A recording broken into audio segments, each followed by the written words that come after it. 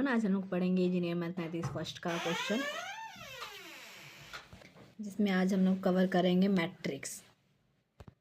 What is a matrix? A set of mn numbers arranged into the form of rectangular array of n rows and n column में लिखते हैं तो इसको क्या बोलते हैं? मैट्रिक्स कहते हैं। m multiply n। और ये matrix are denoted by capital letters a, b, c, है ना। टाइप्स ऑफ मैट्रिक्स क्या होता है? लो मैट्रिक्स क्या होते हैं? तो लो मैट्रिक्स में ऐसे लो वन लो रहेंगे तो उसको लो मैट्रिक्स कहेंगे, या फिर रो वेक्टर भी कह सकते हैं। Column matrix, A matrix having only one column is a called column matrix, और कॉलम मैट्रिक्स कह सकते हैं, अदरवाइज इसे कॉलम वेक्टर भी कहते हैं, जैसे फॉर एग्जांपल में यहाँ पे लिखा हुआ है। स्क्वायर मैट्रिक्स क्या होते हैं? तो square matrix number of rose and number of column जो दोनों इक्वल होते हैं तो उनको हम लोग स्क्वायर मैट्रिक्स कहते हैं, जैसे कि यहाँ पे एग्जांपल में दिए हुए हैं। यहाँ पे देखिए 3 रो हैं एंड 3 कॉलम है, तो numbers of row and columns of number of columns अगर दोनों इक्वल हैं तो ये 3 मल्टीप्लाई 3 के रूप में है, तो इसलिए इसको स्क्वायर मैट्रिक्स कह सकते हैं। डायगोनल मैट्रिक्स क्या होते हैं?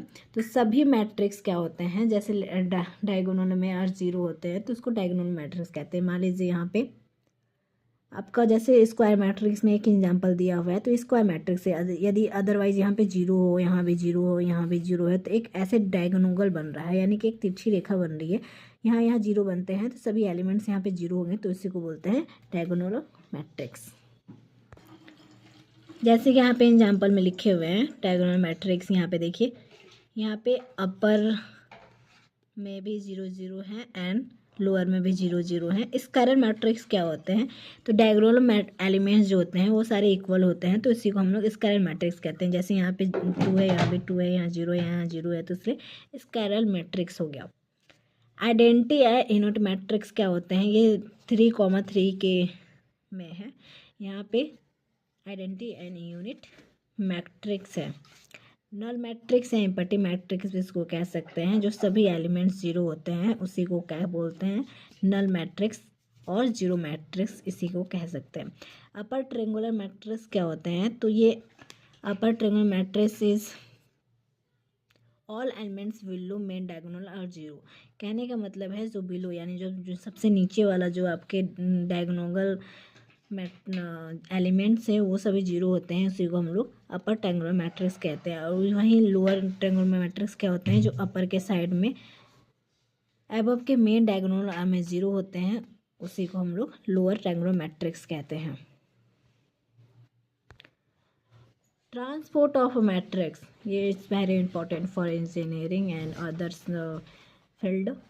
ट्रांसपोज ऑफ मैट्रिक्स क्या होते हैं? तो ट्रांस ऑफ मैट्रिक्स जो डिनोट करते हैं ए डैश से, जितने भी रोज होते हैं वो कॉलम में एक्सचेंज हो जाते हैं एंड रोज कॉलम में एक्सचेंज हो जाते हैं, ये रोज इस कॉलम में एक्सचेंज हो जाते हैं, इस वजह से इसको ट्रांसपोर्ट ऑफ मैट्रिक्स कहते हैं। इसको डिनोट करते हैं ए डैश से। सिमेट्रिक मैट्रिक्स क्या होते हैं? Symmetric matrix A dash comma A भी होते हैं, इसको सिमेट्रिक एलिमेंट्स कहते हैं।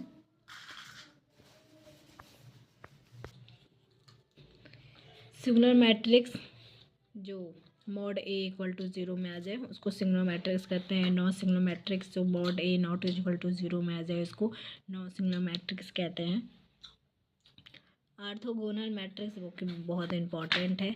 ए डैश यानी कि ट्रांसपोर्ट ऑफ मैट्रिक्स एंड ए, जो भी मान लीजिए आपका फॉर एग्जांपल में ये दिया हुआ है, इन दोनों का अगर मल्टीप्लाई आई के यूनिट में आ जाता है, यूनिटी मैट्रिक्स के रूप में आ जाते हैं, तो हम कह सकते हैं कि ऑर्थोगोनल मैट्रिक्स है। कम्प्लेक्स मैट्रिक्स क्या होते हैं? कम्प्लेक्स मैट्रिक्स जैसे आई के टर्म में आते हैं उसको कम्प्लेक्स मैट्रिक्स या फिर ए प्लस आई बी के रूप में आ जाते हैं, उसी को हम लोग क्या बोलते हैं? कम्प्लेक्स मैट्रिक्स बोलते हैं। हर्मिटियन मैट्रिक्स क्या होते हैं? तो ए स्टार इक्वल टू ए, अगर square matrix A is called Hermitian कहते हैं। जैसे कि आप इसको दोनों को सॉल्व करते हैं, दोनों के इक्वल टू आ जाता है तो हम लोग हर्मिटिक बोल सकते हैं। इसको मैट्रिक क्या होते हैं? तो इसी के माइनस में हो जाते हैं। यूनिटरी मैट्रिक्स भी इन दोनों के मल्टीप्लाई करने पे आई के टर्म में आ जाते हैं, इसको यूनिटरी मैट्रिक्स कह देते हैं।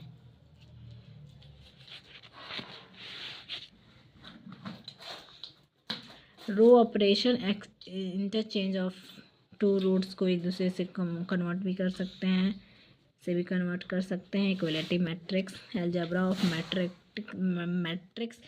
मैट्रिक्स का एडिशन देखिए कैसे होता है। तो यहाँ पे 1 6 से होगा, 2 5 से होगा, जैसे यहाँ पे शो कर रहा है। 3 4 से होगा, 4 3 से, 5 2 से एंड 6 1 से। सबको ऐड करेंगे हम लोग तो इतना आ जाएगा।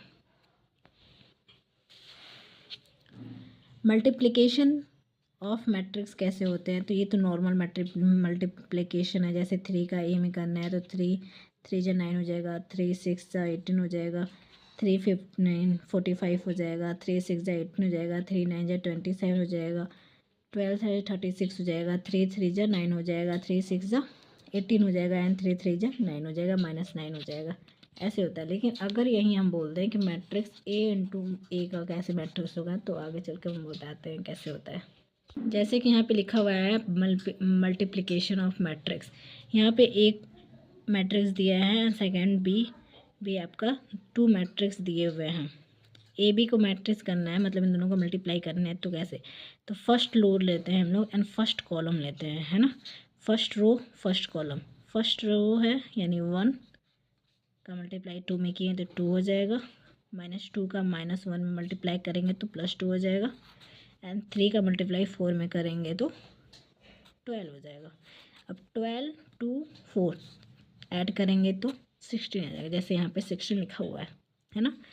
फिर क्या करना है, इसी फर्स्ट रो को सेकंड कॉलम में मल्टीप्लाई करना है, सबको एलिमेंट्स को ऐड कर देना है। जैसे कि यहाँ पे लिखा है 1 मल्टीप्लाई 3 3 हो जाएगा, -2 मल्टीप्लाई 2 यानी -4, 3 मल्टीप्लाई -5 कहने का मतलब है -15 हो जाएगा। इसको ऐड कर दीजिए, 15 4 19 हो जाएगा, 90 में 3 ऐड करेंगे तो -16 आ जाएगा, जैसे यहाँ पे 16 लिखा हुआ। एंड इसी प्रकार आप सेकेंड रो को फर्स्ट कॉलम में एंड सेकेंड रो को सेकेंड कॉलम में मल्टीप्लाई करके सारे एलिमेंट्स को ऐड करके यहाँ पे लिख देंगे, आंसर आ जाएगा। आई होप आपको मैट्रिक्स अच्छे से समझ में आया होगा। ऐड करना हमने सीखा, मल्टीप्लाई करना सीखा एंड सारे टाइप्स भी देख लिए।